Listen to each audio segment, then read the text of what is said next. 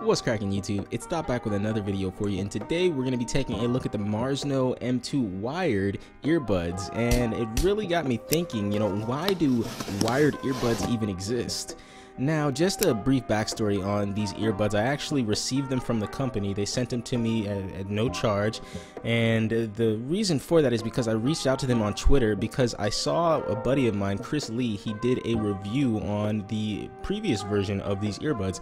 So whenever I see a company is accessible, I typically, well, if they're a tech company, I'll typically reach out to them via Twitter and see if there's anything that they've got that, my viewers, you guys, would be interested in. So they decided to send me over the latest model, the M2s, and so I'll start off with the positives, but I really hope that somebody from Marsno sees this so that they can get a little bit of a different perspective into the consumer when it comes to earbuds. So this is going to sound kind of weird, but one of the positives is actually the packaging, because they're upfront about what these are. On the back, they have all the specs that you would really want to know as somebody who's into audio. The driver unit size is, of course, 10 millimeters, small drivers because they're in-ear earbuds. The sensitivity is 98 decibels on the mic.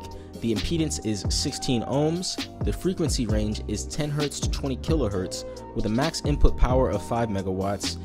The weight of these is 15 grams. Length is 120 centimeters plus or minus 5. Don't even know what that means. And it uses, of course, a 3.5 millimeter jack, which is why I question the need for their existence. 3.5 millimeter jacks are going away. There are a few phones that still have them, but for the most part, manufacturers are just getting rid of them. But now, before we get too deep into why these don't make sense, we'll talk about the next positive, and it's actually the last positive, which is surprising. Their build quality. Surprisingly, these are made of metal, and they actually don't feel cheap despite their price. I'm not 100% sure how much they were, because again, Marsno sent them to me. I'll leave a call out title with the actual price of them and a link in the description for an Amazon link if you're interested in checking these out. But again, build quality, decent. And now for the negative. Now, the biggest real glaring issue is the one that I've already brought out, is there's just no demand for these. Why would you buy these when you can just buy wireless earbuds and have them sync easily? Bluetooth is there, Bluetooth is good, and it works.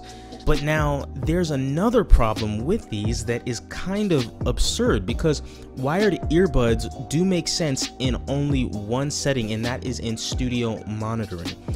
These have just bad audio quality. Now, before anybody at Marsno puts a price on my head, hear me out. I gave these as much room for quality as possible. I listened to high source wave files, so these files were huge that I listened to. I listened to rock, hip hop, and classical music, and even more than that, I plugged them into my Focusrite USB interface so that I could get the absolute most out of these earbuds. It was definitely overkill for a pair of like $15 to $20 earbuds, but I wanted to give them as much room for quality as possible. And the EQ was just imbalanced, way too heavy on the bass and not in a good way, and it just was underwhelming in every other aspect. So honestly, I really kind of do hope somebody at Marsno is looking at these to get a different insight into the consumer, because one, nobody's looking for these, but even if they were, the audio quality would turn them off. And so really, why?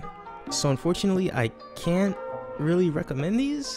So anyways, I don't really want to drag this one out any further, and that's just about gonna wrap this episode up. So it's been Dap. Thanks for watching.